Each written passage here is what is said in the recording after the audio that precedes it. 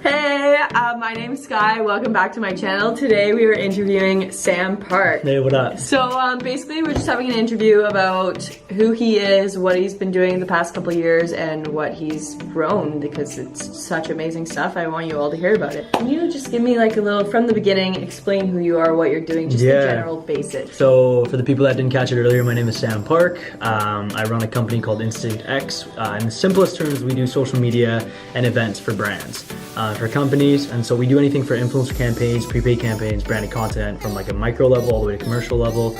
We've done some events as well. Our event partners are LinkedIn, Hootsuite, and Microsoft. And yeah, anything related to marketing and branding, I'm a huge fan of. I really love business. How did you get into this? How did I get into this? You know, I actually didn't dive straight into social media first. In high school, a really good friend of mine at the time, we basically started, you know, trying multiple businesses. So we did like a landscaping company. We also tried building an app. We tried several things, and then it got to a point for us where, you know, for me, I made a decision not to go to school. I dropped out of Western. Right. How was that on you? It was probably one of the most interesting times of my life. Yeah. Don't get me wrong, it was probably one of the hardest, but also at the same time, I think that was a year where I really started to build the foundations for what I'm doing now. And now, would you ever regret that decision? Absolutely not. Absolutely not. I think I'm in a place that I'm really happy and grateful for, and yeah. And so during those times, it really helped me build the foundations for what I'm doing, and yeah, now I'm here.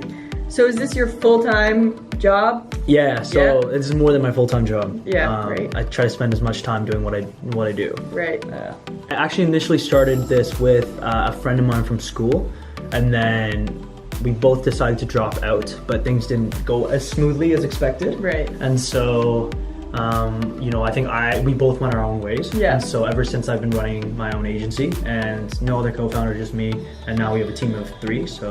Cool. So what are the challenges with running your own business? I think the biggest thing is, what is it? A lot of people like equate entrepreneurship to freedom. I totally think that's not true.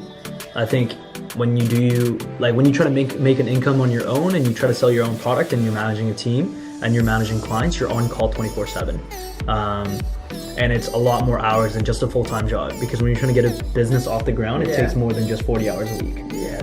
Probably double that. Like if you put in 80 hours a week, like that's probably an ideal time to actually start a business. So I think the biggest struggle for me was, I think the highs are really high, the lows are really lows. So true. But you know, I think if you love what you do and you believe in what you're doing, I think it's always a good time to pursue your dreams and your passions. 100% agree on that. Not so much freedom right now, but you're working towards your future, and eventually then there's more room to play with, yeah, right? of course. So how many hours of sleep would you say you get on average? You know, I've been really good about this recently. Good. Yeah, I fucking love sleep. I try to go to bed, like I've been pushing to go to bed around like 9:30 or 10. Nice. And then wake up at 4:30 to 5:30. Oh, okay. So that's the goal. I try to get at least 7 to 8. And so why did you decide that go to bed at say 9:30, 10, wake up 4:35, as opposed to go to bed 11, wake up at 7? Thought about that? Yeah, so one of the biggest things, I actually had a horrible sleep schedule when I first started. So I'd probably work till like 2 in the morning and then wake up at like 9 or 10. And by the time 9 or 10, majority of your clients and people that you work with are already awake. Right. And so when they get into the office, let's say around 6 or 7 or 8, they've sent like barrages of emails, which I'm waking up to, which gives me a shit ton of anxiety. I'm like, fuck, I have to deal with so many emails as soon as I wake up on my phone. Like I easily, as they go. And when you're in the social media space, like there's so many different things that happen on a consistent basis. So like, it's like normal for me to wake up to like 30 or 40 notifications. Right. And like emails, text messages, DMs, you know, different things. So it's like, I don't want to get bombarded by that. So I try to at least have like a gym session, a breakfast, and some alone time in the morning before I Sounds ideal. get kicked in the ass every day. So what's your, say, morning routine, or what are your daily rituals that you do for your physical, mental, emotional, whatever it is, you? Yeah, so I try to be really grateful for what I do. That's the first thing. Gratitude is one. And then the second thing is I try to work out every day. And then the third thing is I try to fit in the sauna if I can.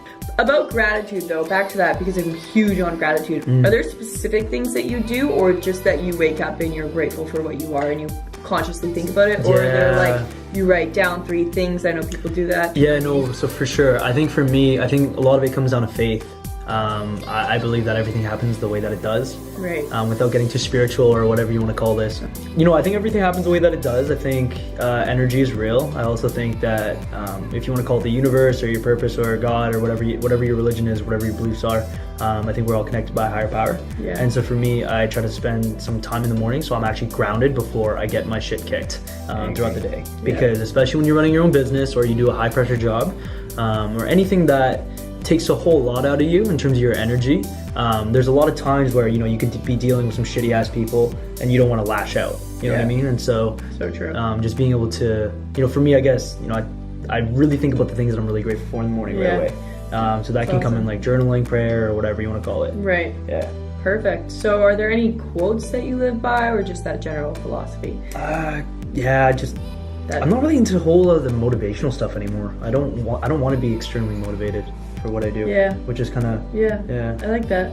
What social media platform do you prefer to use? I know we'll let him say it. I think the biggest thing for businesses or anybody to understand is why are they on social media first before choosing a platform. Every platform serves a different purpose.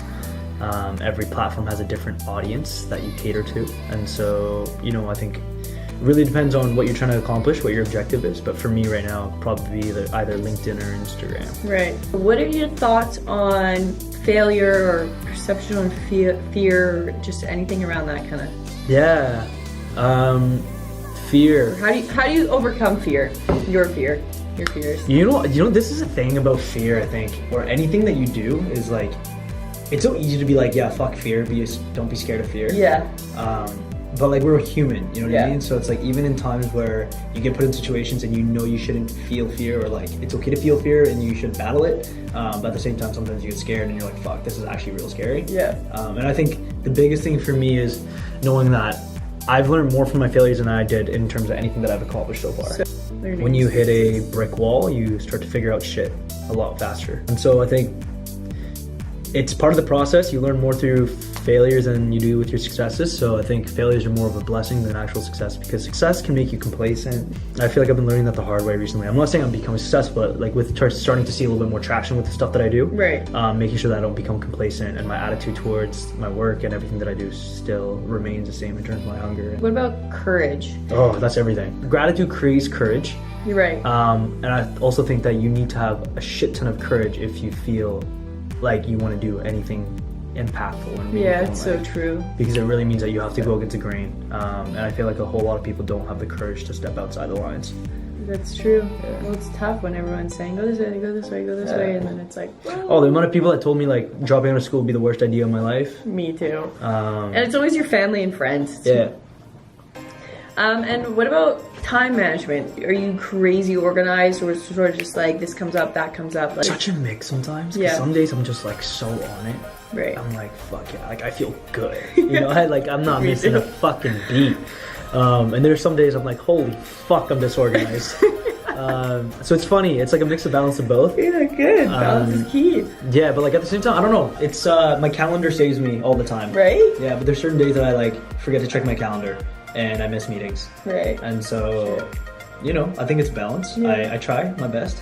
Having people to help you, whether it be like the admin or administrative or someone that can be on your ass just to remind you 24/7. Right. That shit really helps. Right. Yeah. Just for me, I feel like I'm doing 10 million things at once. I'm trying to manage so many things. So having someone that's kind of like a mom almost. Being like, yo, did you do this? Reminders. So those save me all the time. So shout out to you, Michelle. You're a fucking lifesaver. How's your diet? Fuck. There's no good or bad. I just want people to know that whatever, food does affect you, right? It does. It's like, I try to cut sugar. Nice. Okay, cool. I don't mind salt because I sweat it out so much. Yeah. Like working out or going to the sauna. So you can drink more water to fix that. Right. Sugar fucks you hard. Sugar's Sorry, I don't want to be swearing this, but like sugar really messes with me because you have spikes throughout the day and then you get really tired. Yeah. And so if you're putting like a 12 to 14 hour day, you need to optimize your body for that. Right. So healthy eating, like if you eat out a lot, I started to realize my acne got bad. I know. It was getting bad. Totally. And so I try to do groceries every Sunday. Nice. And then make sure that I'm eating properly. That's awesome. Yeah, dude. What about caffeine?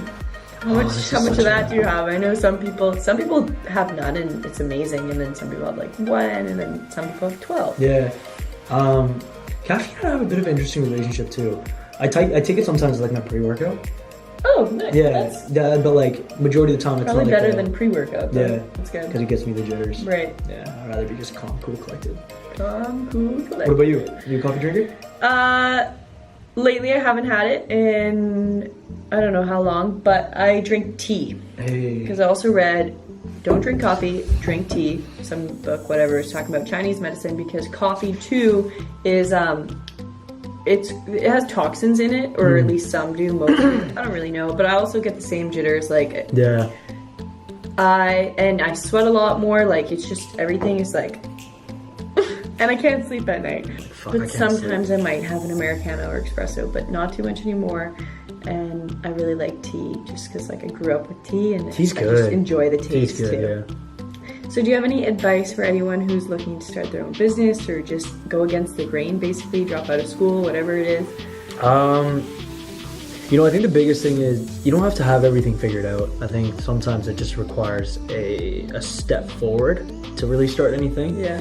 You know, when you're dropping out of school, I clearly did not have an idea of where I'd be. I had a vision, I believed in my vision, and I really just convinced myself of the vision, and I worked tirelessly for it. And I still am. I feel like I'm, you know, heading towards a direction that I really like and I'm proud of.